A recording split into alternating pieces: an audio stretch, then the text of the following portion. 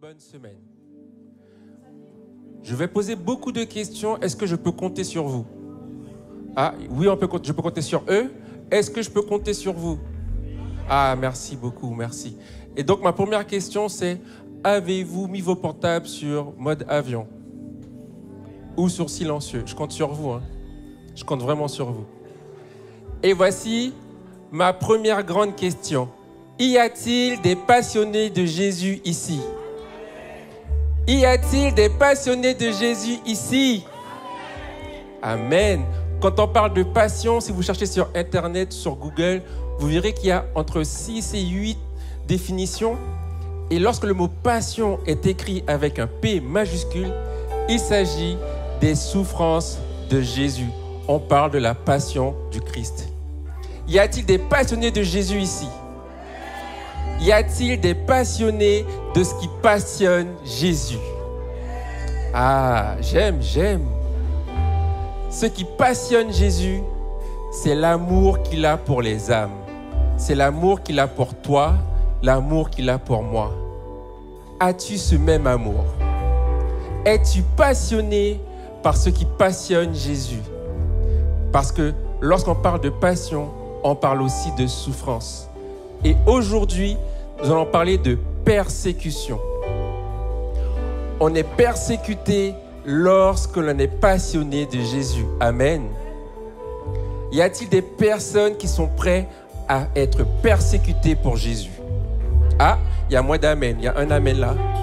Y a-t-il des personnes prêtes à être persécutées pour Jésus? Je sais que c'est challengeant, mais Paul et Silas dans Acte 16 nous montrent l'exemple. Ils sont battus, ils sont fouettés, mis en prison. Et en prison, ils ont de la joie. Ils élèvent les louanges de Jésus. Parce qu'ils savent qu'ils prennent part aux souffrances de Christ.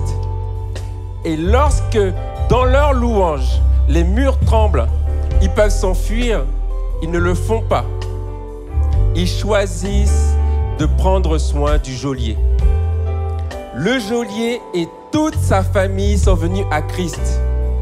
Le geôlier et toute sa famille sont venus à Christ. Parce que Paul et Silas se sont réjouis dans la souffrance. Est-ce qu'il y a des gens qui sont prêts à se réjouir dans la souffrance pour Christ? Dans 1 Pierre 4,13, il nous rappelle de nous réjouir de prendre part aux souffrances de Jésus. Y a-t-il des passionnés de Jésus ici? Y a-t-il des gens qui sont prêts à se lever parce qu'ils sont passionnés de Jésus ici? Y a-t-il des gens qui sont prêts à se lever pour prendre position pour Jésus ici? Y a-t-il réellement des passionnés alors que nous sommes encore assis? Y a-t-il encore des passionnés ici qui sont prêts à se lever et apporter leur adoration, apporter leur louange, apporter leur acclamation à Jésus?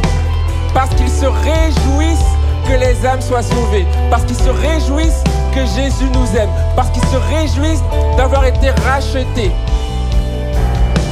Portez votre adoration, portez votre acclamation au seul roi des rois, à Jésus qui est Seigneur.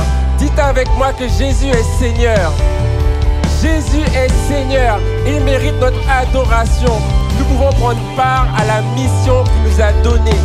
Ô Jésus, que toute la louange, toute l'adoration, toute l'acclamation te revienne, car tu es Dieu, tu es Seigneur. En toi, nous avons la vie, en toi, nous avons la joie. Et nous pouvons prendre part à ta mission. Nous pouvons nous lever pour partager ton amour autour de nous. Alors sois glorifié, sois exalté ici de tout notre cœur. Amen. Alléluia. Ce matin, le Seigneur est notre force. Il est notre paix, il est notre soutien. Et nous allons nous tourner nos regards vers lui. Parce que si comme Paul et Silas, comme disait le frère Bunny, tu es dans un moment de trouble et d'oppression, tu peux crier et invoquer le nom de Dieu, qui est ta force dans ces moments, et continuer de le chanter, continuer de l'adorer, continuer de l'élever, continuer de tourner tes intentions vers lui. Et il te rejoint dans ce moment.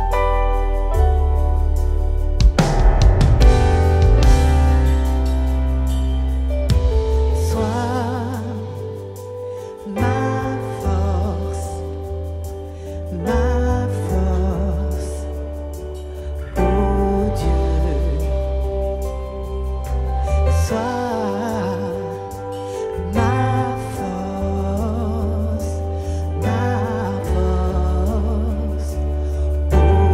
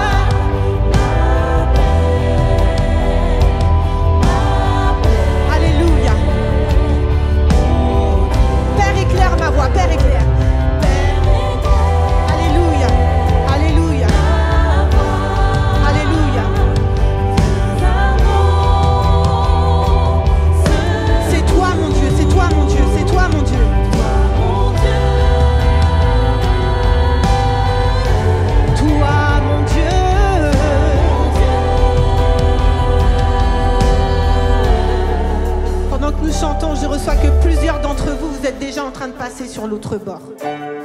En réalité, vous avez juste besoin d'un encouragement de la part du Seigneur, mais vous êtes prêts à passer sur l'autre bord. En réalité, vous êtes arrivés avec des cœurs prêts, préparés dans sa présence. Alléluia. Nous allons dire ensemble, je t'adorerai, Seigneur. Oui, je t'adorerai toujours. Je t'adorerai toujours. Oui, je t'adorerai toujours. Tu es mon Dieu. Je t'adore. Je t'adorerai, quelles que soient mes circonstances. Je t'adorerai sur le trajet. Je t'adorerai pendant la traversée. Je t'adorerai sur le rivage. Je t'adorerai quand tu me parleras. Tu es mon Dieu, tu es mon Dieu.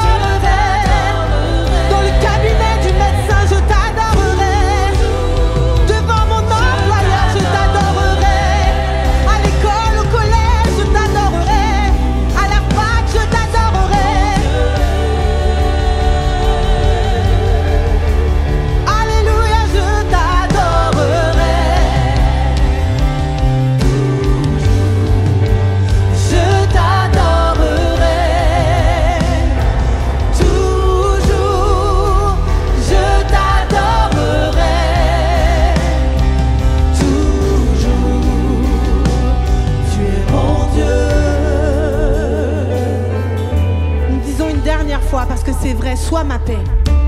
Sois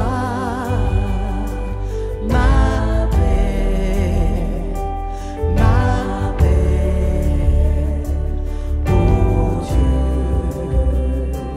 Sois ma paix, sois mon courage, sois ma force, Seigneur. Alléluia. Oh Dieu, sois ma paix, Seigneur.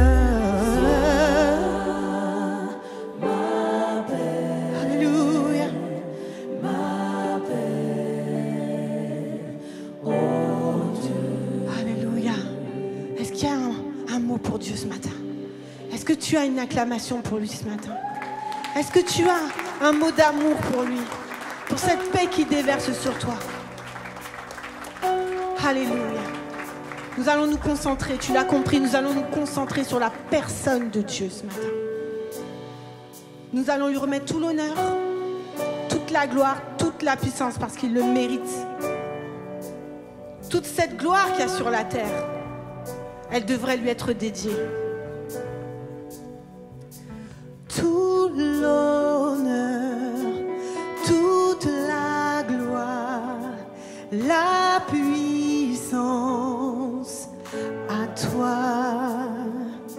Oui, tout l'honneur, toute la gloire, la puissance à toi. Tu es mon Père éternel. Père éternel, nous t'adorons, précieux Jésus, tu nous sauves au Saint-Esprit, nous t'attendons au Saint-Esprit, nous t'attendons au Saint-Esprit. Nous attendons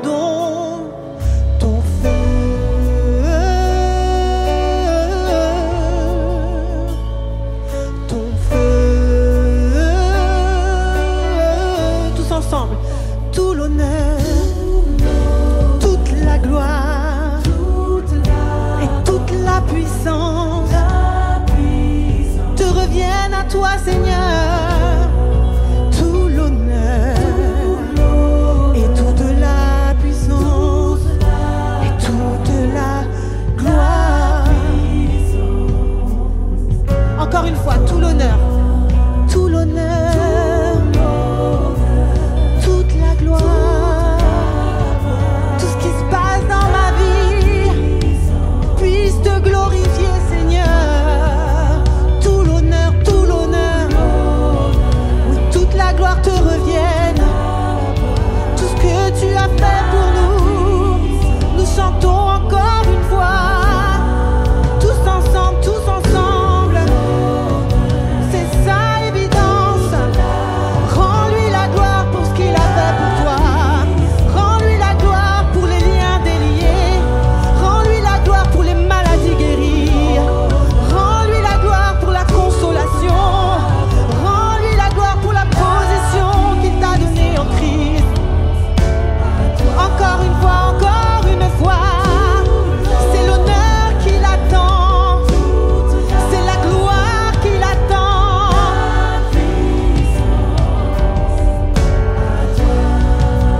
Tout l'honneur, toute la gloire et toute la puissance. Tu es notre Père éternel. Père éternel, nous t'adorons. Tu es précieux, Jésus. C'est toi qui nous as sauvés. Au Saint-Esprit, oh, nous t'invoquons, Seigneur, et nous attendons ton action dans ces lieux et maintenant. Au Saint-Esprit, nous attendons ton feu. Nous attendons le feu du Saint-Esprit. Nous avons besoin du feu de l'Esprit. Le feu qui vient consumer nos doutes, qui vient consumer tout ce qui n'est pas de toi dans nos vies. Nous avons besoin de ton feu. Nous invoquons ton feu. Seigneur, nous en avons besoin.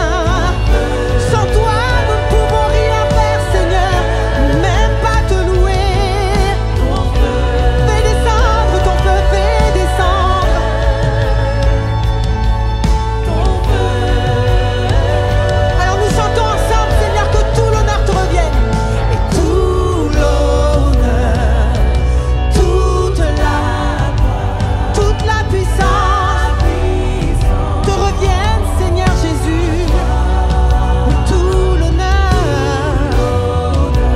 toute la gloire et toute la puissance à toi, à vous. Évidence. Toute la gloire, toute la puissance à toi. Maintenant, mets ton âme dans ce que tu chantes. Toute la gloire, l'appui. Les choristes vont vous aider. Mais mets vraiment toute ton intention dedans. Concentre-toi. Toute la gloire et toute la puissance. C'est mon cœur qui parle ce matin, Seigneur. Tout l'honneur, Seigneur, je vois comme tu devrais être honoré. À toi, encore une fois, tout l'honneur, toute la puissance. À toi, tout l'honneur, toute la gloire, la puissance. À toi, tu es Yahweh. Tu es Yahweh, tu es l'Éternel, tu es Elohim, tu es Shaddai. Tu es Jéhovah Jireh. Et nous voulons te rendre gloire ce matin. Nous voulons t'adorer ce matin. Nous voulons t'élever ce matin. Nous voulons te magnifier ce matin. Que les portes s'élèvent. Que les linteaux des portes s'élèvent pour faire rentrer le grand Dieu. Que le nom de mon Dieu soit élevé ce matin. Qu'il soit glorifié ce matin. Alléluia. Yahweh, Rapha, tu es Elohim, tu es Shaddai, Jireh, Adonai, se manifeste. Est-ce que tu le crois ce matin? Est-ce que tu le crois? Nous savons qu'il va se manifester. Yahweh, Yahweh, Rapha, tu es Elohim, tu es fidèle Seigneur, Jéhovah Jireh, tu es Adonai éternel, tu te manifestes concrètement Seigneur, Yahweh.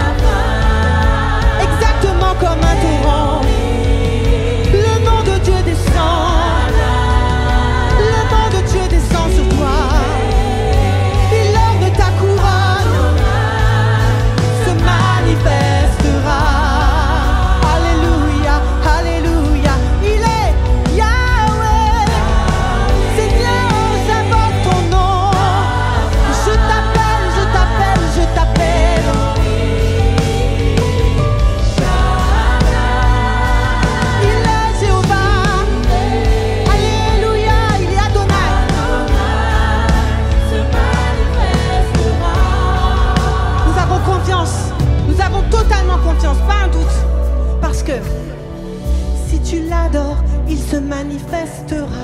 Si tu l'appelles, il se manifestera. Si tu le cherches, il se manifestera. Si tu l'adores, il se manifestera. Si tu l'appelles, il se manifestera. Si tu le cherches, il se manifestera. Humilié devant toi, Seigneur. Si tu l'adores, il se manifestera. Si tu l'appelles, il se manifestera. Si tu le cherches, il se manifestera. Dieu rallie ta cause ce matin. Si tu l'adores, il se manifestera. Il combattra pour toi. Si tu l'appelles, il se lèvera pour toi. Si tu le cherches, il se manifestera. Si tu l'adores, parle à ton âme, parle à ton âme. Si tu l'adores, il se manifestera. Si tu l'appelles, il se manifestera. Il est sûr et certain, c'est un rocher sûr. Encore une fois.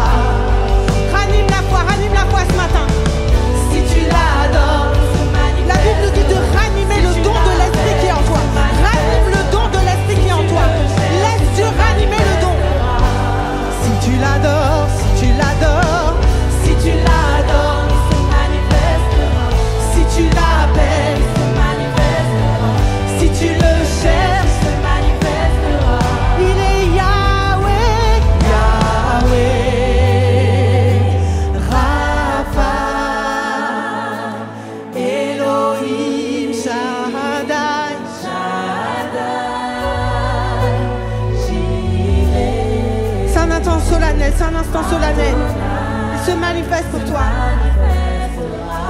Une dernière fois, Yahweh, Yahweh. Alléluia.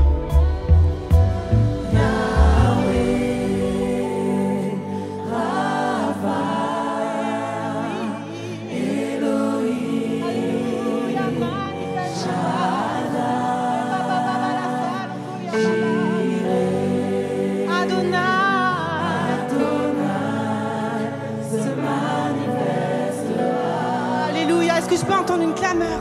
Est-ce que je peux entendre une acclamation pour ce Dieu qui se manifeste? L'Éternel se lève pour toi ce matin. L'Éternel se lève pour toi ce matin. Avec toute son armée, il vient à ton secours ce matin. Alléluia. Dans les lieux spirituels, il y a une armée qui est en train de se lever pour toi. Il y a une armée qui se lève pour toi ce matin. Se manifestera. T'as pas entendu l'armée, hein? T'as pas entendu l'armée, hein? T'as pas entendu les pas des soldats, non, t'as rien entendu ce matin. Tu n'as pas vu l'éclat des boucliers, tu n'as pas vu l'éclat des lances. Tu n'as pas entendu le bruit des chevaux qui montent pour toi, les chars de l'Éternel pour toi. Alléluia. Gloire à ton nom, gloire à ton nom. Élève ta voix, élève ta voix, élève ta voix. Élève ta voix ce matin. C'est ça, élève ta louange.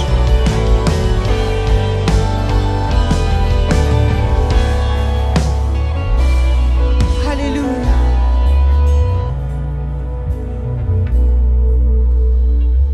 Oh, gloire à ton nom. Gloire au nom du Seigneur. Alléluia. Gloire à toi, Seigneur, notre Dieu. Ton nom, Seigneur, parce que non seulement tu es Dieu, mais tu es notre Dieu. Amen. En tout cas, le mien. En tout cas, merci pour tout ce que tu as déjà fait, ce que tu feras. Merci parce que tu es le Dieu d'éternité, le Dieu qui pardonne nos iniquités, le Dieu qui nous relève, le Dieu qui nous donne la joie de vivre. Alléluia. Merci, parce que, Sur les calmes. Seigneur, comment puis-je rester la bouche fermée devant toi? Tu nous dis que la bouche parle à l'abondance du cœur. Et je sais qu'il y a beaucoup de choses dans mon cœur qui se glorifient, beaucoup de choses pour te louer, pour te dire simplement merci. Alors, Seigneur, qu'il y ait un feu qui s'embrasse nos cœurs, Seigneur, que vers toi monte un chant d'adoration. Vers toi monte un chant de louange d'un peuple de vainqueurs. Parce que tu as fait de nous un peuple de vainqueurs. On ne peut pas marcher comme un peuple vainqueur. C'est vrai, Seigneur. On ne peut pas marcher comme un peuple vainqueur. Mais comme un peuple de vainqueurs. De vainqueurs. De vainqueurs. Merci, Seigneur. Alléluia. Que toute la gloire. Que toute la gloire te revienne, Jésus. Oh, alléluia. Gloire à toi, Seigneur.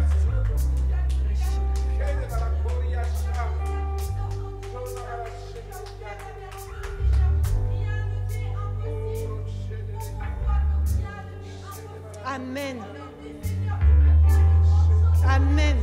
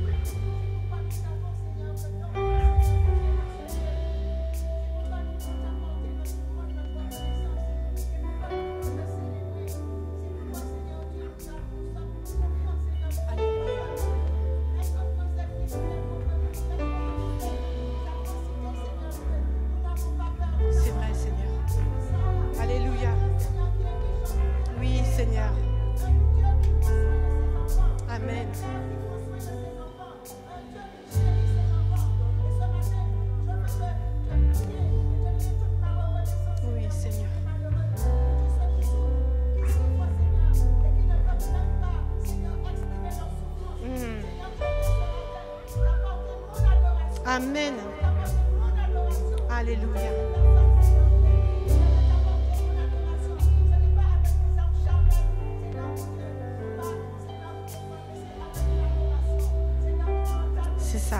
exactement ça. C'est tout à fait ça. C'est complètement ça. Alléluia. Amen. Alléluia. Alléluia. La sœur Chantal va nous conduire dans ce chant. Alléluia. Gloire, gloire, gloire à l'agneau. Gloire, gloire, gloire à l'agneau, car il est glorieux et digne de régner. L'agneau est souverain. Nous élevons la voix pour l'adorer. L'agneau est souverain, car il est glorieux et digne de régner. L'agneau est souverain. Nous élevons la voix pour l'adorer. L'agneau est souverain.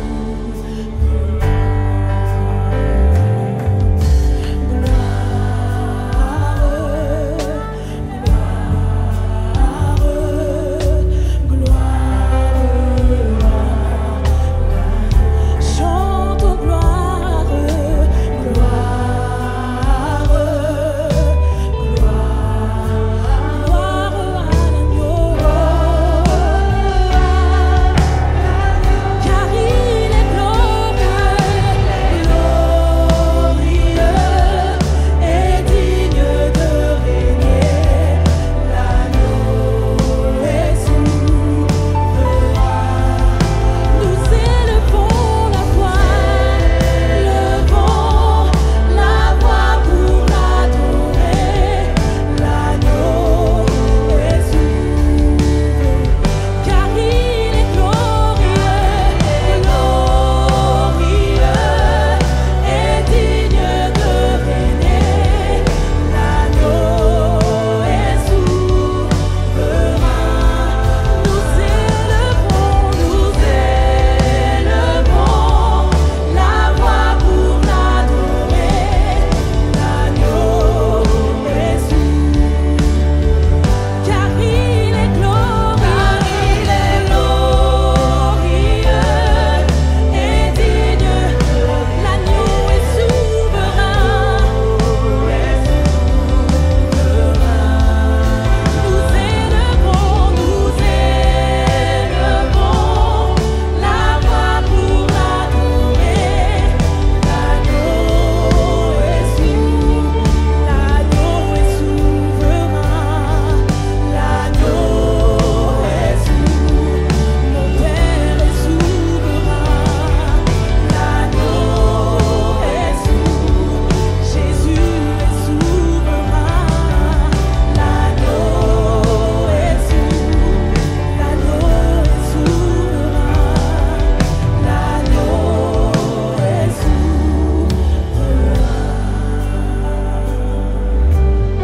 Alléluia, alléluia. Alléluia. Oh gloire, gloire, gloire, gloire à toi. Gloire au nom de Jésus. Gloire au nom de Jésus. Celui qui te dirige, celui qui te conduit, celui qui t'amène dans les verts pâturages. Gloire à son nom, on peut reprendre. Il est glorieux et digne de régner. L'agneau. Ce chant-là, pense tes plaies. Ce chant-là, pense tes plaies. la voix pour l'adorer. L'agneau. Car il est. Alléluia.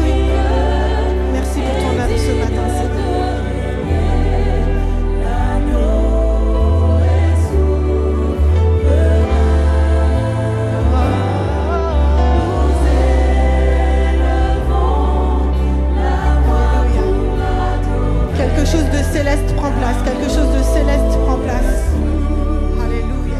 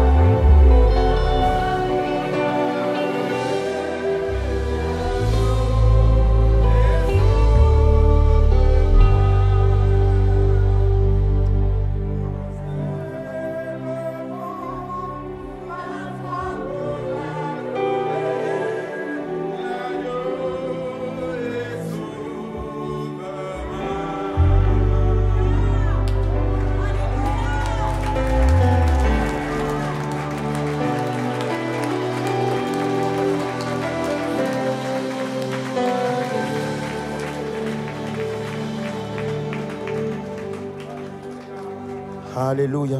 Si c'est l'agneau de Dieu que tu acclames, acclame mieux que ça, s'il te plaît. Alléluia. Si c'est Jésus-Christ, si c'est Jésus que tu acclames. Alléluia. Si c'est lui que tu élèves. Alléluia. Est-ce qu'on peut élever la voix pour l'adorer? Est-ce qu'on peut... Alléluia. Est-ce qu'on peut élever nos voix pour l'adorer? Est-ce qu'on peut apporter une réponse? Est-ce qu'on peut apporter une réponse au chant qu'il y a dans les cieux? Est-ce qu'on peut apporter une réponse à la louange des anges? Est-ce qu'on peut apporter une réponse? Est-ce que la terre peut rejoindre le ciel? Est-ce que le ciel peut rejoindre la terre en cet endroit? Est-ce qu'on peut apporter une réponse à la louange, à l'agneau de Dieu, assis sur le trône? Est-ce qu'on peut apporter une louange à l'agneau de Dieu? Alléluia. Est-ce qu'on peut célébrer le nom de Jésus-Christ dans ce lieu? Alléluia. Que quelqu'un puisse dire qu'il est digne, que quelqu'un puisse dire qu'il est merveilleux, que quelqu'un puisse dire qu'il est glorieux. Alléluia. Je ne connais pas ta situation, mais peu importe la situation, notre Seigneur Jésus-Christ est digne de gloire et de majesté. Est-ce qu'on peut l'élever? Alléluia.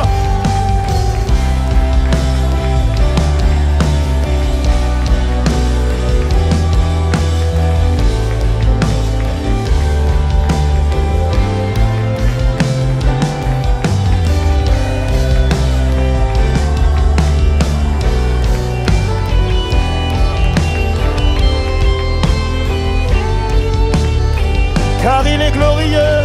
Car il est glorieux et digne de régner. L'agneau est souverain. Alléluia. Et nous élevons. Nous élevons la voix pour l'adorer. L'agneau est souverain. Une dernière fois, il est glorieux.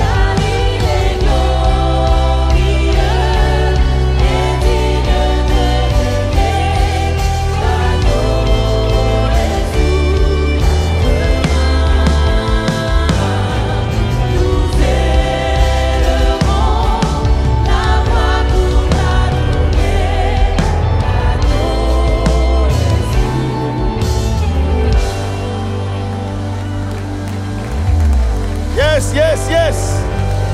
Yes. Alléluia.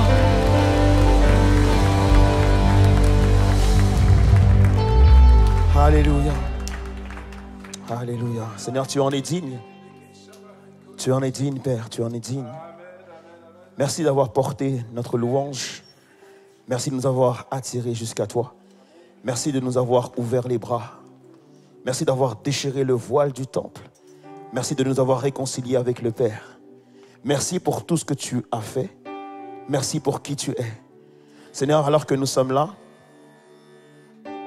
te prions tout simplement, Seigneur Dieu, de nous parler maintenant. Nos cœurs, Seigneur Dieu, sont assoiffés d'une parole fraîche que toi seul peux nous donner, Seigneur Dieu. Alors Père, je te prie de parler et nous, tes serviteurs, tes servantes, nous t'écoutons, non pas seulement pour entendre, mais pour mettre en pratique au nom de Jésus. Amen et amen. Amen, que Dieu vous bénisse. J'espère que vous allez bien. Wow. Ça va tout le monde? Dis à ton voisin, est-ce que ça va vraiment? Yes. Je sais pas pour vous, je suis content, moi je suis content. Il y a un peu de soleil dehors, moi je suis grave content. Moi je sais pas pour vous, il y a un peu de soleil dehors, je suis pas grave content. Mais en même temps, je veux croire qu'ici, on n'est pas simplement content parce qu'il fait beau. Je veux croire qu'on est content tous les jours parce que Jésus-Christ est avec nous tous les jours. Est-ce qu'on est d'accord avec ça ou pas? Dis à ton voisin, tu n'as pas le droit de ne pas être content. C'est ça. J'espère que vous allez bien. C'est la dernière prédication de la série sur les béatitudes. Est-ce que cette série vous a béni? Moi, je lève les mains bien haut. Cette série m'a vraiment béni. Ça me permet de savoir que justement, Jésus nous invite à fonctionner ou à vivre à contre-courant et qu'il nous a donné toute la capacité nécessaire pour pouvoir le faire. Est-ce qu'on est d'accord avec ça ou pas? Et donc aujourd'hui, c'est la dernière prédication sur la série. Et le titre de la dernière prédication, c'est « Malheureux les validés ». Malheureux les validés. Là, je ne vais pas te dire à ton voisin parce qu'il semble dubitatif. Il se dit de quoi on va parler encore. Malheureux les validés. On a vu les béatitudes, la dernière c'était sur la paix, et on avait vu ensemble que la paix, ce n'est pas l'absence de la guerre, ce n'est pas l'absence du stress, ni l'absence des problèmes, mais au contraire, c'est la présence de quelque chose, la présence de Dieu, la plénitude de Dieu. Est-ce que tu as la paix ce matin? Waouh! Est-ce que tu as la paix ce matin? Alléluia. Est-ce que le Dieu de toute éternité vit en toi? Est-ce qu'il te donne la paix que seul lui peut donner? La paix qui surpasse toute intelligence. Moi, je suis en paix. J'espère que vous êtes en paix parce qu'on ne peut pas aborder malheureux les validés sans être en paix. C'est important d'être en paix pour aborder cette dernière prédication. Malheureux les validés. Je crois que Jésus est la personne la plus franche qui soit. Est-ce qu'on est d'accord avec ça ou pas? Dans le sens où Jésus ne passe pas par 4 chemins et il n'essaye pas de nous la faire à l'envers. Il nous dit exactement ce qui doit prendre place. Et voilà ce que Jésus nous dit ce matin. Tu seras, je serai, nous serons persécutés. Personne ne dit amen. Jésus nous dit nous serons persécutés. Maintenant, ce que j'aime en Jésus, c'est que du coup, nous on pourrait croire qu'il nous dit ça pour nous faire peur. Non, il nous dit ça pour nous avertir. C'est important que le chrétien puisse savoir qu'il sera persécuté. Parce que s'il ne le sait pas, le jour où la persécution vient, tu te décourages. Par contre, s'il le sait, à ce moment-là, il va se dire, Jésus m'en avait parlé. Et du coup, Jésus nous dit, vous serez persécutés, mais attention, prenez courage, car j'ai vaincu le monde. Jésus ne passe pas par 4 chemins, et donc du coup, il nous enseigne dans cette béatitude-là, la dernière béatitude, Matthieu 5, versets 10 à 12, que je vais lire pour vous. Heureux ceux qui sont opprimés pour la justice, car le royaume des cieux leur appartient. Heureux serez-vous quand les hommes vous insulteront et vous persécuteront, lorsqu'ils répandront toutes sortes de calomnies sur votre compte à cause de moi. Oui, réjouissez-vous alors et soyez heureux, car une magnifique récompense vous attend dans les cieux. Car vous serez ainsi comme les prophètes d'autrefois. Eux aussi ont été persécutés avant vous de la même manière. Amen. Malheureux les validés. Tout le monde cherche la validation. En tout cas, beaucoup de personnes cherchent la validation. On est d'accord qu'on est content lorsqu'on est validé, n'est-ce pas? Oui ou non? Je sais pas, lorsque tu réussis un examen, lorsque tu es pris dans un travail, lorsque tu reçois une appréciation positive, on est content d'être validé.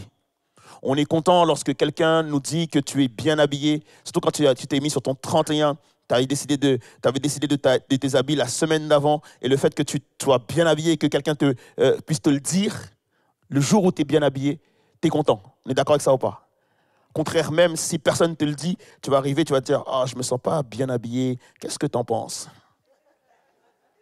On cherche la validation. Et je crois que la saison dans laquelle nous sommes, bien plus que toutes les saisons précédentes, eh ben, j'ai l'impression que la validation est plus recherchée aujourd'hui que jamais auparavant. Alors bien sûr, il y en a plein qui sont peut-être jeunes au milieu de vous. Moi, j'ai la grâce d'avoir vécu pas mal de choses. J'ai connu les années 80, j'ai connu les années 90, etc. Et c'est vrai qu'aujourd'hui, il y a tellement de choses qui mettent en avant la validation, l'approbation, que ça n'existait pas avant, en fait. Facebook est arrivé un jour. On est d'accord avec ça ou pas? On a vu l'arrivée de Facebook. Ceux qui n'ont pas du tout vécu, qui ont vécu avant Facebook, ont pu comprendre en fait dans quelle dimension Facebook nous faisait entrer. Puisque avant Facebook, la validation, tu pouvais la voir à ton travail, tu pouvais la voir à l'école, tu pouvais la voir chez toi, tu pouvais la voir au milieu de tes amis. Mais à partir de Facebook, la validation, en fait, elle vient des autres, ceux que tu ne connais pas. Donc du coup, tu vas te mettre à poster un certain nombre de choses et être en attente du j'aime. Ensuite, il y a eu d'autres réseaux sociaux tels que Instagram aujourd'hui qui, contrairement à Facebook, en fait, tu n'as pas de demande d'amis à faire. Justement, c'est en fonction de ta notoriété, c'est en fonction de la validation des autres que les gens vont te suivre. On les appelle les followers. Et du coup, plus tu as de gens qui te suivent, plus tu te sens validé. On est d'accord avec ça ou pas? Parfois, même si tu as un ami proche qui ne te suit pas, tu vas l'embêter avec ça. D'accord avec ça? Comment se fait-il que tu ne me suis pas?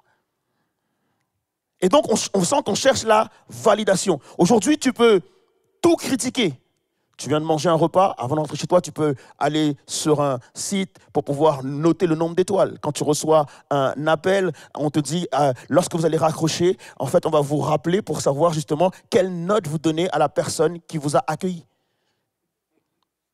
On est vraiment dans une société de validation. Et du coup, tout le monde court un petit peu quelque part à la validation. Et on cherche justement la validation. Et on se rend compte aussi que pour être validé, il y a des codes. On est d'accord avec ça ou pas? Si tu veux être validé vestimentairement parlant, il y a des codes par rapport à ça. Tu vas devoir te renseigner sur Pinterest et tu vas taper outfit, comment je dois sortir ce matin. Et donc tu vas devoir rentrer dans des codes. Il y a des médias aussi qui donnent des codes, il y a les réseaux qui donnent des codes. Au travail, il y a des codes. À l'école, il y a des codes. À l'église, il y a des codes. Et tous sont des codes de validation. Et quand tu rentres dans les codes, tu es validé. Et quand tu sors des codes, tu n'es pas validé. C'est aussi simple que ça. On est d'accord avec ça ou pas? Cependant, Jésus dit, malheur à ceux qui sont validés. Et ce que Jésus dit, c'est déjà d'emblée vrai. Dans le sens où, en fait, lorsque tu fais tout pour être validé, tu es content de l'être, mais tu te rends compte que tu es obligé de garder le standard. On est d'accord avec ça? Le jour où tu oublies le standard, lorsque tu oublies les codes, tu te rends compte que très rapidement, le nombre de followers diminue. Très rapidement, le nombre de personnes qui te valident diminue. Et tu te rends compte que c'est une tristesse, en fait, d'être validé justement pour des choses comme ça, on peut t'invalider très rapidement, en fait. Et Jésus te dit que c'est un malheur pour toi si tu cherches à être validé selon les codes de ce monde.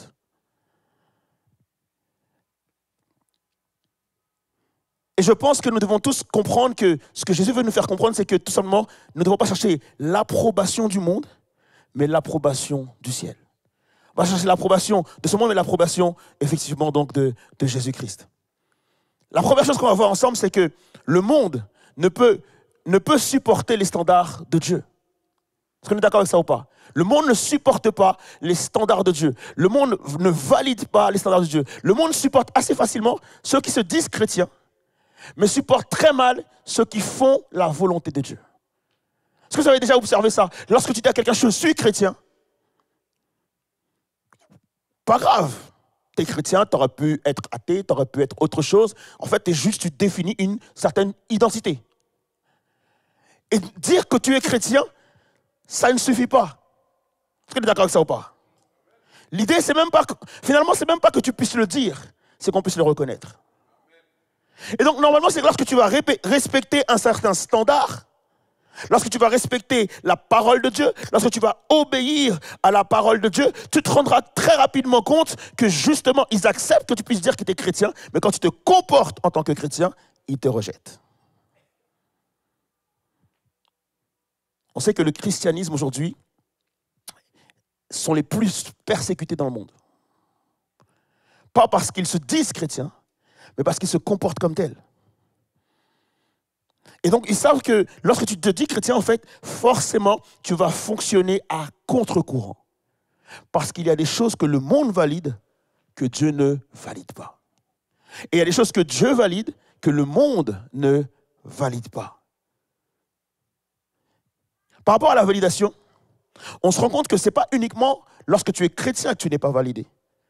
On se rend compte que dans ce monde, en réalité, à partir du moment où tu prends position pour quelque chose, tu n'es plus validé. Pourquoi? Parce que dès que tu commences à être discipliné, tu te dis, OK, moi je veux atteindre tel objectif, et je commence à être discipliné, tu te rends compte qu'il y a des amis qui disparaissent. Tu te rends compte qu'il y a des personnes en fait, qui sortent de ta vie dès lors que tu as pris une décision. Pourquoi? Parce qu'en fait, on aime la masse. On aime à vivre tous pareils. On aime à ce que les gens en fait, ne se prennent pas pour quelqu'un. Dès que tu commences à vouloir sortir du lot, dès que tu commences à vouloir mettre des standards dans ta vie, en fait, il y a le système de panier de crabe, on essaie de t'attirer à nouveau vers le fond. Donc c'est quelque chose qui est défini dans le monde. Avant même de savoir si tu es chrétien ou pas chrétien, en fait, dès lors que tu mets de la discipline dans ta vie, tu perds des gens. Encore plus si justement, cette discipline est une discipline qui vient de la part de Dieu. Si tu commences à prendre position contre certaines choses, ben forcément, le monde ne pourra pas t'apprécier. Du coup, ce que Jésus veut nous faire comprendre, en nous disant « heureux ceux qui sont persécutés », c'est qu'il nous dit d'emblée, en fait, que être chrétien, c'est faire un choix. Est-ce que tu cherches l'approbation de Dieu ou est-ce que tu cherches l'approbation du monde?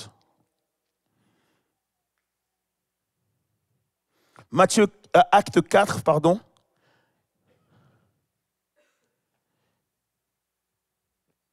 Je vais lire pour vous à partir du verset 18. Tu peux juste afficher le verset?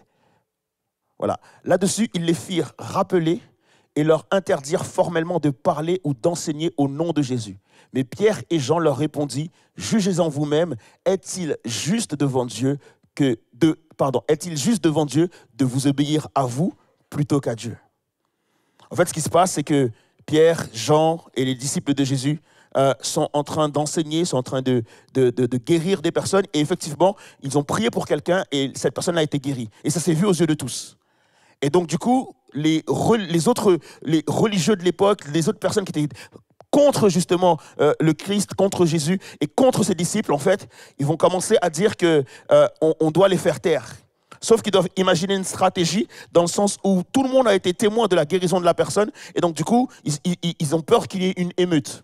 Donc, ce qu'ils vont faire, c'est qu'ils vont appeler les disciples à l'intérieur du Sanhédrin. Et c'est là qu'ils vont les menacer en leur disant, écoutez, ne parlez plus jamais de votre Jésus. Et Pierre va leur demander, en fait, vous voulez que l'on choisisse quoi? Qu'on choisisse vous ou Dieu? Et je pense que c'est une question qui nous est posée aujourd'hui. Est-ce que nous cherchons l'approbation du monde ou est-ce que nous cherchons l'approbation de Dieu? Pourquoi c'est une question importante? Parce que la réponse, justement, est importante. Tu peux afficher la prochaine diapo? En fait, tu dois choisir celui que tu dois perdre. Le fait de dire oui à quelque chose, c'est dire non à autre chose. Est-ce qu'on est d'accord avec ça ou pas? En fait, j'ai l'impression, pardonnez-moi, j'essaie d'offenser personne, mais j'ai l'impression que certains d'entre nous ont fait le choix des deux. J'ai l'impression que certaines personnes, en fait, se disent, je peux choisir Dieu et le monde. Je peux choisir les standards de Dieu et en même temps les standards du monde. Et malheureusement, en fait, Jésus est en train de nous faire comprendre qu'on ne peut pas faire les deux. Et la pire des choses, les amis, c'est que lorsque tu choisis les deux, tu en perds quand même un. Lorsque tu choisis les deux, en fait, tu perds Dieu. En réalité, Dieu nous fait comprendre que c'est toi tu le choisis lui et pas le monde. Mais que si tu choisis le monde, tu le perds lui. Et que de toute façon, c'est impossible en fait de faire le choix des deux. Tu dois forcément en choisir un. Et ce choix, c'était le jour de ton baptême, lorsque tu as dit, je dis oui à Jésus. Dire oui à Jésus signifie que je renonce au monde. Et ça, c'est notre gros problème en tant que chrétien, c'est que parfois, en fait, dans nos actions, on a comme l'impression qu'on a choisi les deux.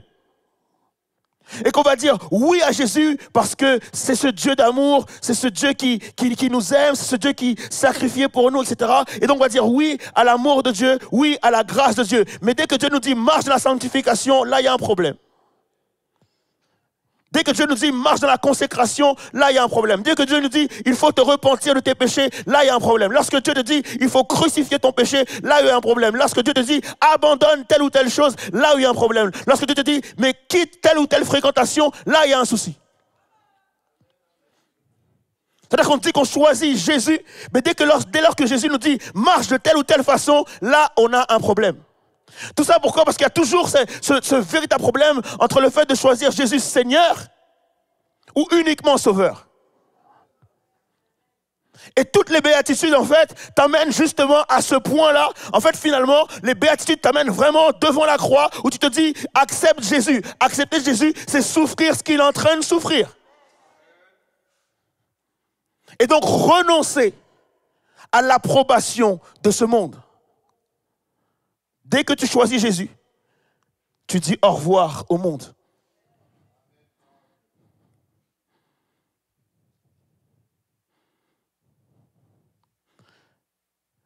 C'est important de comprendre ça. Parce que Jésus veut t'éviter justement d'être surpris à un moment donné, de comprendre véritablement, j'ai oublié, j'ai renoncé véritablement au monde. Et donc on va voir ensemble plusieurs choses qui vont nous encourager en tant qu'enfants de Dieu qui avons choisi Jésus. Est-ce qu'on a choisi Jésus? Dites-moi un bon amen si c'est le cas. Dites-moi un bon amen. Pour tous ceux qui ont choisi Jésus, on va voir ensemble quelles sont les choses, quelles sont les clés à mettre en place, en pratique pour nous permettre de tenir ferme dans notre choix. Parce que c'est ça le plus important. J'ai choisi Jésus et je dois tenir ferme. Peu importe les tentations, peu importe les critiques, peu importe les circonstances, j'ai choisi Jésus. Et c'est ce que Jésus nous dit. Il nous dit, si tu es bâti sur le sable, c'est-à-dire que si tu es entre les deux, si tu n'es pas dans l'obéissance à Jésus, lorsqu'une tempête viendra, tu seras en ruine. Par contre, si tu es bâti sur le roc et que tu as vraiment choisi Jésus, viendra le vent, la tempête, les persécutions, mais tu resteras debout. Alors note bien ces choses qu'on va voir ensemble. Première chose, la persécution semble personnelle, mais ce n'est pas toi qui es visé. La persécution semble personnelle, mais ce n'est pas toi qui es visé. Lorsque on te persécute, on ne te persécute pas pour toi. Même si c'est toi même si c'est toi que l'on persécute, mais derrière, c'est pas toi qui es visé en fait. Parce qu'en réalité, c'est parce que tu suis Jésus que tu es persécuté. Si tu renonces à Jésus, tu ne seras pas persécuté. Moi, ce que je trouve fou, c'est que très souvent, en fait, lorsque je dis aux gens, je crois en Dieu, tout le monde trouve ça louable. Est-ce qu'on est d'accord avec ça ou pas? Tout le monde trouve ça, oh ben c'est bien, tu crois en Dieu, c'est cool. Mais lorsque je dis, je crois en Jésus, j'ai des problèmes. C'est clair et net en fait. Dès que je dis je suis Jésus, j'ai des moqueurs. Dès que je dis je suis Jésus, j'ai des gens qui se lèvent contre moi. Dès que je dis que je suis Jésus en fait, ça amène des problèmes. Donc je comprends que c'est finalement pas moi qui suis visé, mais c'est la personne de Jésus-Christ. Le monde n'est pas contre moi. Le monde n'est pas contre toi. Les gens ne te détestent pas. Ce n'est pas toi qui es visé en fait. C'est le fait que tu sers Jésus-Christ. Et donc nous devons comprendre en fait que finalement c'est Jésus qui est visé. Jean 15, verset 20-21 nous dit quoi? Souvenez-vous de ce que je vous ai déjà dit. Le serviteur n'est pas plus grand que son maître. S'ils m'ont persécuté, ils vous persécuteront vous aussi. S'ils ont gardé mes paroles, ils garderont aussi les vôtres. Mais c'est à cause de moi qu'ils agiront ainsi, parce qu'ils ne connaissent pas celui qui m'a envoyé. C'est parce qu'ils sont aveugles. C'est parce qu'ils ne connaissent pas Dieu. C'est parce qu'ils ne connaissent pas le Père. Ils ne connaissent pas celui qui m'a envoyé que forcément ils vont persécuter tous ceux qui croient en moi. Donc on ne doit pas être étonné, les amis. Si nous sommes persécutés, c'est pour le nom de Jésus. Ça nous permet de ne pas prendre la persécution pour nous, mais de nous rappeler que c'est Jésus qui est visé. Est-ce qu'on est d'accord avec ça ou pas? Deuxième chose que je dois faire, il faut que tu puisses passer au-dessus de l'offense. Passer au-dessus de l'offense et des accusations. Dis à ton voisin, il faut que tu passes au-dessus de l'offense. C'est important. Proverbe 19, verset 11, il est dit, Proverbe 19, 11 dit, la raison de l'homme lui fait retenir sa colère et sa gloire, c'est de passer par-dessus l'offense. Les amis, c'est une vieille expression, mais elle est bonne à entendre et il faut la mettre en pratique. Le chien aboie et la caravane passe. C'est réel. Mais c'est un truc que tu dois mettre vraiment en application. L'idée, c'est même pas forcément de traiter les gens de chiens. Non, c'est pas le but. Parce qu'il y en a qui se disent, waouh, il y a des chiens. Bah, non. L'idée, c'est même pas de traiter les gens de chiens en réalité. Mais c'est surtout de passer. C'est surtout de passer. En fait, on ne se rend pas compte qu'on rumine ce qu'on nous dit.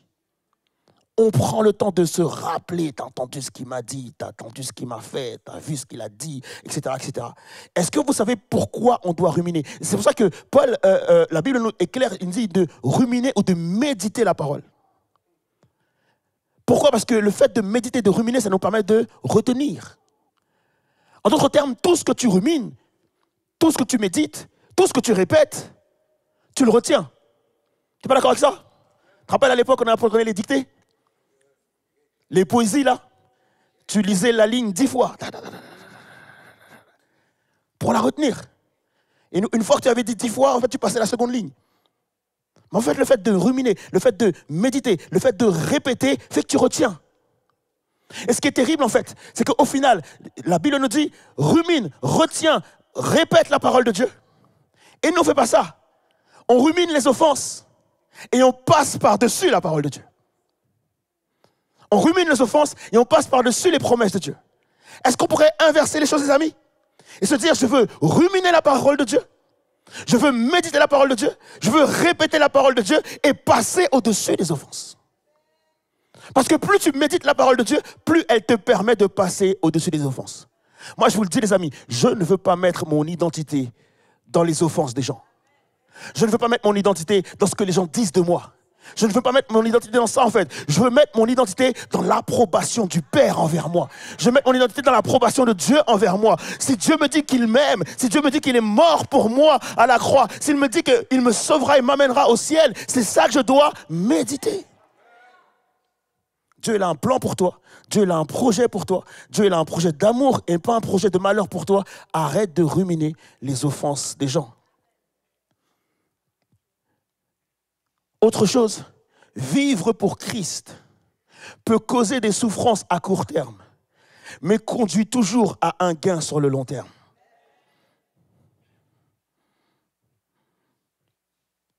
À partir du moment où je choisis Jésus, forcément, je peux avoir des offenses, je peux avoir des gens qui me critiquent, mais ça, c'est sur le court terme, les amis. En fait, toutes les souffrances présentes ont une date de péremption. Toutes les offenses ont déjà une date de péremption. Par contre, il y a quelque chose qui n'a pas de date de péremption, c'est la gloire éternelle à venir, les amis. Et donc, je dois pouvoir souffrir toutes mes circonstances présentes dans l'attente de la gloire à venir. Un jour, je serai au ciel avec Christ, toute souffrance disparaîtra, toute larme sera séchée de mes yeux et j'oublierai en fait toutes ces choses. Je ne peux pas comparer les souffrances présentes à la gloire qui est à venir. Est-ce qu'on est d'accord avec ça ou pas? Autre chose, nous devons tenir ferme, nous devons garder notre position. Dis à ton voisin, garde ta position. Garde un peu ta position.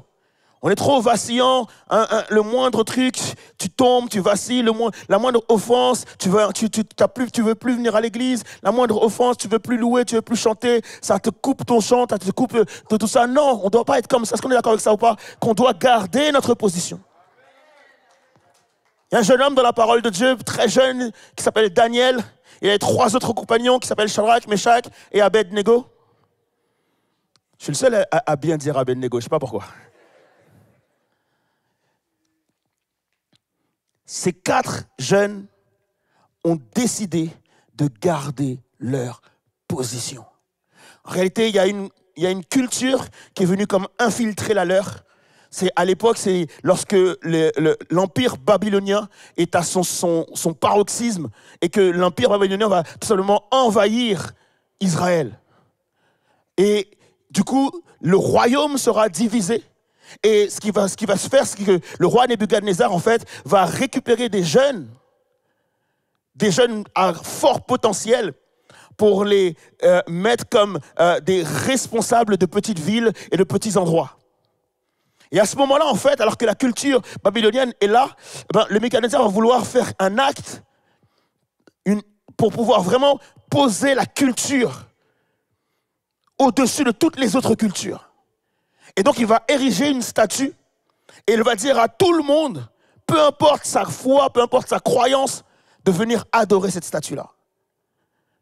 Et ce qui va se passer, c'est que ces 3 jeunes hommes ont, eux, décidé de garder leur position. Et ils seront trahis. Ils sont trahis par des amis à eux. Ces amis-là vont aller voir le roi et il va leur dire, vous savez quoi? Il y a 3 jeunes gars, ils refusent de s'agenouiller devant votre statue. Pourquoi il dit ça? C'est parce qu'en fait, ces 3-là en fait, sont responsables de petites villes et ils veulent prendre leur place. Est-ce qu'on est d'accord que dès que quelqu'un veut prendre ta place, il te trahit? Ah, ils sont trahis. Et ils arrivent maintenant devant le roi. Et le roi leur dit, c'est vrai ce que les gens racontent, vous ne voulez pas vous agenouiller devant ma statue? En fait, c'est intéressant de voir que ce que Nebuchadnezzar veut faire, c'est les faire taire. C'est qu'ils puissent s'agenouiller et rien dire. Pourquoi? Parce que le diable vient pour faire quoi? Pour voler, dérober, détruire. Et qu'est-ce qu'il vient voler, le diable, en fait? Il vient voler ta voix. Il vient voler ton positionnement. Il vient voler ta louange. Ok? Je dis tout à l'heure au premier culte, je dis au second culte, un chrétien qui se tait donne gloire au diable. Pardonnez-moi, est-ce que je peux le redire encore une fois? Un chrétien qui se tait donne gloire au diable. Il y en a beaucoup qui pensent que le fait de se taire fait que tu ne choisis aucun camp. En fait, lorsque tu te tais, en fait, tu choisis automatiquement le camp du diable. Parce que Dieu ne veut pas que tu te taises. Dieu veut au contraire que tu puisses le louer dans l'assemblée, que tu puisses le louer à l'église, que tu puisses le louer dans ton travail, que tu puisses le louer à l'école, que tu puisses le louer dans tes actions. En fait, le chrétien ne doit absolument jamais se taire. Il y aura toujours quelque chose à raconter sur la personne de Dieu. Il y aura toujours quelque chose à dire sur Dieu. Il y aura toujours quelqu'un avec qui tu peux converser et que tu peux témoigner de la gloire de Dieu. Un chrétien n'est pas invité à se taire. Un chrétien est invité à parler. Et c'est pour ça que David dit, je le louerai, je ne mourrai pas, mais je le louerai. Je ne mourrai pas, mais je raconterai ses merveilles. Et donc, ce qui fait que Nebuchadnezzar, en fait, veut que ces gens-là se taisent et qu'ils puissent venir adorer sa statue. Et on se rend compte, en fait, que le système de ce monde veut que tu te taises. Aime Dieu dans ton coin. Sers Dieu dans ton coin. Et donc, du coup, il leur dit d'adorer, effectivement, la statue. Et voilà ce que eux vont répondre. Daniel 3, versets 16 à 18. Shadrach, Meshach et Abednego répondirent au roi. Ô Nabuchodonosor. Ce n'est pas un prénom de nos enfants, ça. Faites attention. Ô Nabuchodonosor, il n'est pas nécessaire de te répondre sur ce point. Si le Dieu que nous servons peut nous délivrer de la fournaise où brûle un feu ardent, ainsi que de tes mains, ô roi, qu'il nous délivre. Mais même s'il ne le fait pas, sache bien, ô roi, que nous n'adorerons pas tes dieux et que nous ne nous prosternerons pas devant la statue d'or que tu as fait ériger. Dieu est capable de nous délivrer. Dieu est capable de le faire. Mais je te garantis, ô roi, même s'il ne le fait pas, moi, je n'adorerai pas ta statue. En fait, ils gardent leur position. Et ils gardent leur position, en fait, en étant dans la ferme assurance que Dieu est capable. Mais qu'au final, que même si Dieu ne le fait pas, en fait, même si Dieu ne les délivre pas, quoi qu'il arrive, en fait, ils n'adoreront pas leur statut. En fait, il faut vraiment que nous, en tant que chrétiens, on puisse être dans ce positionnement-là. Parce qu'il y en a beaucoup d'entre nous, on prie, lorsque Dieu agit, gloire à Dieu, c'est super, on est capable de tenir ferme. Mais lorsque Dieu n'agit pas, à ce moment-là, on commence à se dire, ah, c'est compliqué, Dieu n'est pas là, et on commence à vaciller au niveau de notre foi. Non, on doit pouvoir se dire, même si je ne vois pas la main de Dieu aujourd'hui, je sais que la main de Dieu a déjà agi par le passé et qu'il est capable de le faire. Mais même s'il ne le fait pas, la circonstance présente ne me fera pas plier les genoux. J'ai envie de te dire que la persécution, ce qui se dresse devant toi, doit au contraire renforcer tes convictions. En d'autres termes, si tu croyais déjà et qu'il y a une offense, si tu croyais déjà et qu'il y a quelque chose qui se dresse devant toi, crois encore plus. Si tu chantais déjà, chante encore plus. Si tu louais déjà, loue encore plus. Ne te tais pas, mais crie encore plus. Ne te tais pas, mais glorifie Dieu encore plus.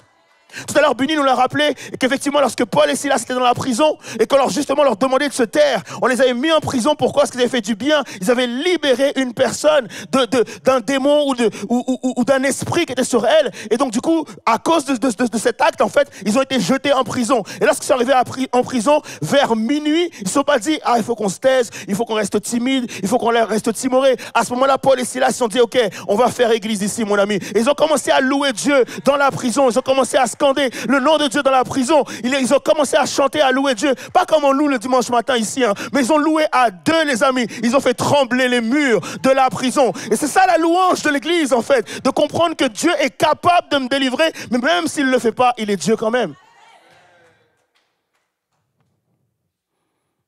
Malgré les persécutions, les accusations, en fait, ma foi doit devenir encore plus forte. Pourquoi ? Parce que c'est dans la persécution que tu découvres ta protection. C'est dans les accusations que tu découvres que Dieu couvre tes arrières. Shadrach, Meshach et Abednego sont arrivés devant le roi. Ils ont discuté avec le roi, ils ont parlé avec le roi. Ok ? Il n'y a eu aucune action de Dieu pendant qu'il parlait. Il n'y a eu aucune intervention de Dieu pendant qu'il parlait au roi. Mais lorsqu'ils ont été mis dans la fournaise ardente, le roi a attendu plusieurs jours. Et quand il est venu ouvrir les portes de la fournaise ardente, il n'était plus 3 mais 4. En d'autres termes, Jésus les a rejoints dans la circonstance, Jésus les a rejoints dans le problème. Il y a beaucoup de chrétiens qui ont toujours peur des problèmes. N'aie pas peur des problèmes. Lorsque les problèmes sont là, Jésus te rejoindra. L'idée, ce n'est pas que Jésus te sorte des problèmes, mais c'est que Jésus soit avec toi dans le problème. Ce magnifique chant qui dit, tu es avec moi dans le feu. C'est dans le feu que tu te rends compte que Dieu est avec toi. C'est dans le feu que tu te rends compte qu'il y a le backup de Dieu. Il y a Dieu qui est véritablement en train de couvrir tes arrières. C'est lorsque tu es dans le feu que tu le comprends. Un chrétien qui ne vit pas le feu ne connaît pas Dieu. Si tu veux véritablement connaître Dieu, il faut passer à travers le feu. N'aie pas peur du feu, parce que c'est le feu qui va t'amener à connaître ton Dieu. C'est l'épreuve qui va t'amener à connaître ton Dieu et à voir que sa main n'est pas trop courte pour te délivrer. À voir que ses oreilles, en fait, il t'entend, il répond, il agit. C'est lorsque tu traverses le feu que tu peux déclarer que si Dieu est avec moi, qui sera contre moi? Tu as besoin du feu, en fait. Pour révéler ton identité en Christ, tu as besoin du feu. Les chrétiens ont peur du feu. Non, au contraire, tu dois te dire, moi je veux affronter le feu parce que c'est par le feu que je connais mon Dieu.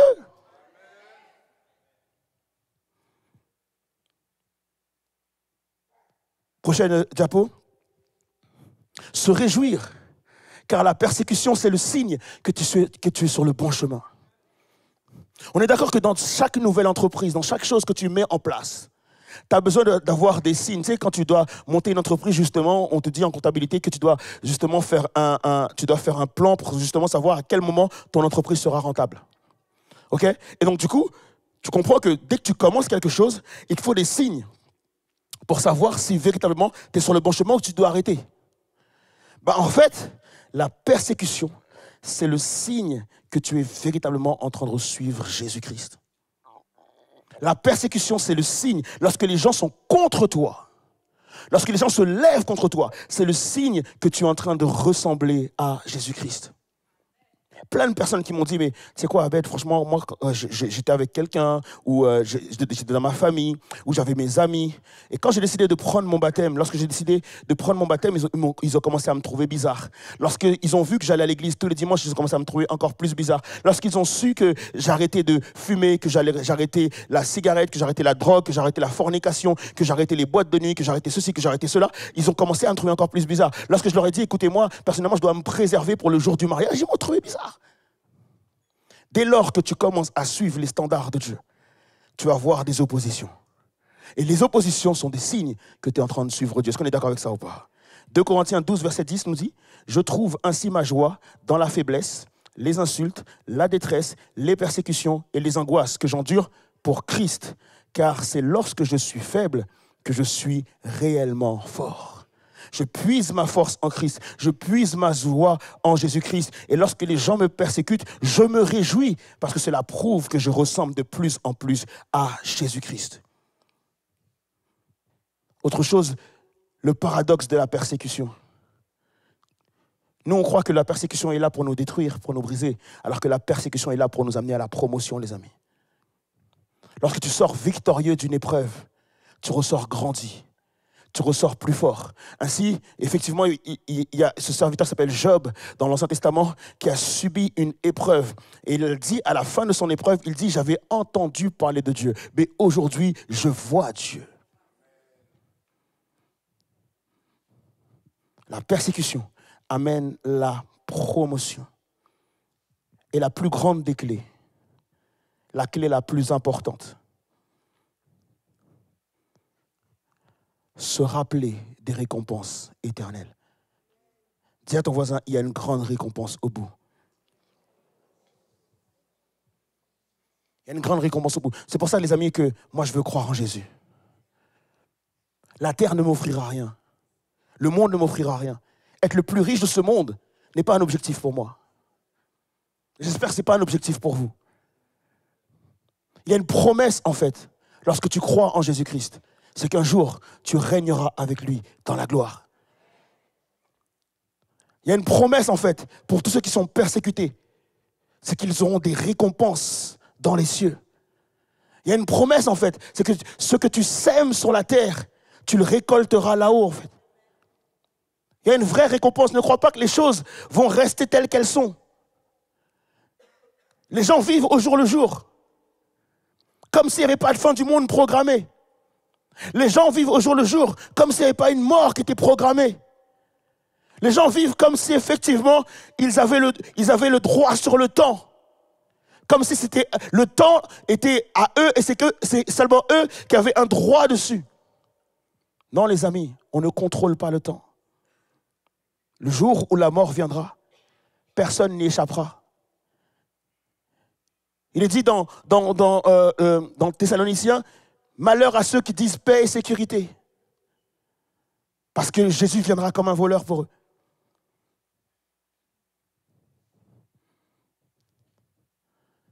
Se rappeler des récompenses éternelles. Voilà ce que dit l'apôtre Paul. 2 Corinthiens 4, verset 17-18. Il dit, en effet, nos détresses présentes sont passagères et légères. Le gars, il est en tôle, hein. Et je ne te dis pas qu'il n'est pas en prison, genre prison comme aujourd'hui. Je ne dis pas que les prisons d'aujourd'hui sont faciles, mais je veux dire que la prison de l'apôtre Paul est encore bien plus difficile. OK? Et il est en prison, il est maltraité, fouetté, il a un gros boulet au pied, etc. Il n'a pas le droit d'avoir des permanences de sortie ou des choses comme ça. Il dit, en effet, nos détresses présentes sont passagères et légères par rapport au poids insurpassable de gloire éternelle qu'elle nous prépare. Et nous ne portons pas notre attention sur les choses visibles, mais sur les réalités encore invisibles. Car les réalités visibles ne durent qu'un temps, mais les invisibles demeurent ou demeureront éternellement. Est-ce qu'on peut se lever ensemble?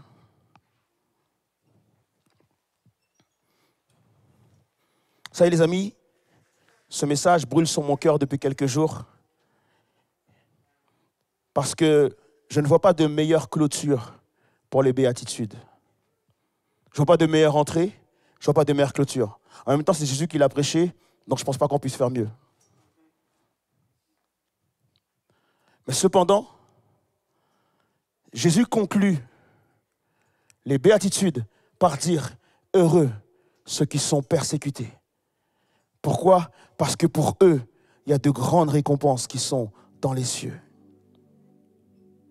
Je voudrais en fait qu'on puisse lire ensemble un dernier chapitre, quelques derniers versets, pardon. Mais je voudrais que ta foi puisse s'affermir. Je ne sais pas encore si tu connais Jésus, mais je t'invite à connaître Jésus-Christ. Je t'invite à prendre la main de Jésus. Parce que lui veut te prendre par la main. Jésus a un plan pour toi. Jésus a un projet pour toi. Et il veut te faire savoir que peu importe qui sera contre toi, si lui, il est avec toi, tu es plus que vainqueur. Est-ce qu'on peut lire ensemble 2 Corinthiens, chapitre 4, versets 7 à 14. Je voudrais que pendant cette lecture, en fait, que ta foi soit soutenue, maintenue, que tu puisses être renforcé. Peut-être que tu passes par des souffrances, peut-être qu'il y a des détresses aujourd'hui dans ta vie, mais que tu sois résilient. Est-ce qu'on peut lire ensemble? Mais ce trésor, nous le portons dans des vases faits d'argile, pour que ce soit la puissance extraordinaire de Dieu qui se manifeste, et que non notre propre capacité. Ainsi, nous sommes accablés par toutes sortes de détresses, et cependant jamais écrasés. Nous sommes désemparés, mais non désespérés. Persécutés, mais non abandonnés. Terrassés, mais non pas anéantis.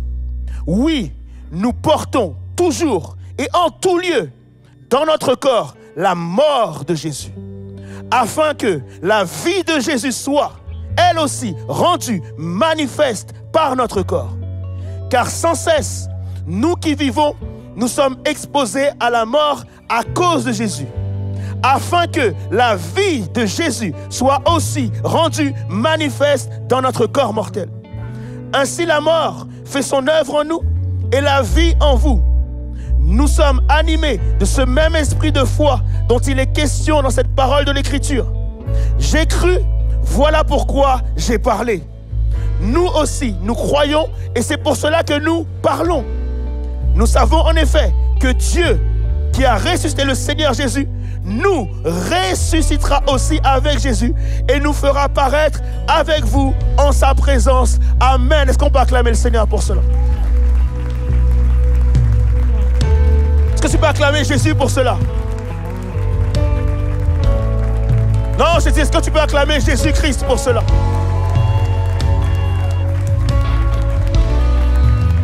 Je ne sais pas pour vous, mais moi j'ai envie d'acclamer Jésus-Christ. Parce que ce que je vis aujourd'hui n'est pas comparable à la gloire que je vais vivre dans les cieux. Je vais acclamer Jésus ce matin. Parce que le corps mortel que j'ai sera un jour transformé en un clin d'œil, en un corps glorieux. Je veux acclamer Jésus parce que cette parole, elle est certaine, mon ami. Jésus-Christ est mort et au 3e jour, il est ressuscité. Et aujourd'hui, ce n'est plus moi qui vis, ce n'est plus toi qui vis, mais c'est Christ qui vit en nous tous. Aujourd'hui, tu es là parce que tu manifestes la vie de Jésus. Aujourd'hui, tu n'es plus charnel, mais tu es spirituel. Aujourd'hui, tu n'es plus sujet à la mort. Parce que Jésus dit, je suis la résurrection et la vie. Celui qui croit en moi ne mourra jamais. Oh, je suis en train de te dire que la mort n'est pas pour toi. Même si tu meurs physiquement, mais spirituellement, tu vis à jamais. Tu es déjà dans l'éternité avec Jésus-Christ. Aujourd'hui, il y a des moqueurs. Aujourd'hui, il y a des gens qui se moquent de toi. Mais un jour, tout genou fléchira. Un jour, toute langue confessera que Jésus-Christ est Seigneur, mon ami. Il règne à la droite de Dieu le Père. Et si tu crois en lui, tu régneras avec lui. Tu régneras avec lui. Tu régneras avec lui. Ne crains pas ni les tourments, ni la maladie, ni les tempêtes, ni quoi que ce soit. Parce que rien ne pourra te séparer de l'amour de Dieu manifesté en Jésus-Christ. Est-ce que tu peux acclamer Jésus dans ce... Oh, alléluia! Alléluia! Alléluia! Aide-moi à louer Jésus! Aide-moi à louer Jésus! Aide-moi à louer Jésus ce matin!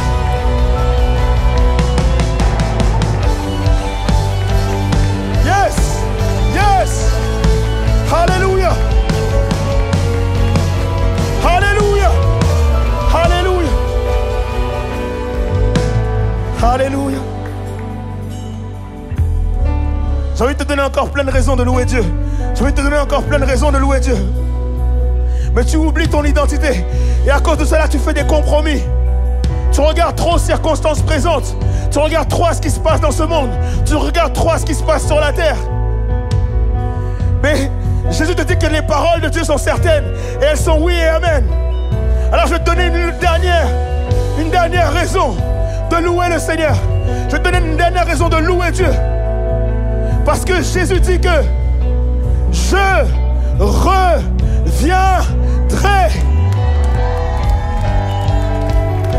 Je reviendrai. Je reviendrai. Alléluia. Et lorsque Jésus-Christ, ma vie, ta vie, paraîtra, tel il est, et tel je serai. Tel il est, et tel je serai. Lorsque Christ paraîtra dans sa gloire, alors l'Église ira le rejoindre dans la gloire. Et Jésus et son Église fera un mariage pour l'éternité, mon ami. Pour l'éternité. Pour l'éternité. Pour l'éternité. Pour l'éternité. Alors toute larme sera séchée à jamais. Et la joie pour toujours, la joie pour toujours, la paix pour toujours, l'amour pour toujours, la gloire de Dieu pour toujours. Si tu es là ce matin et que tu crois en Jésus, est-ce que tu peux l'acclamer pour de bon? Alléluia.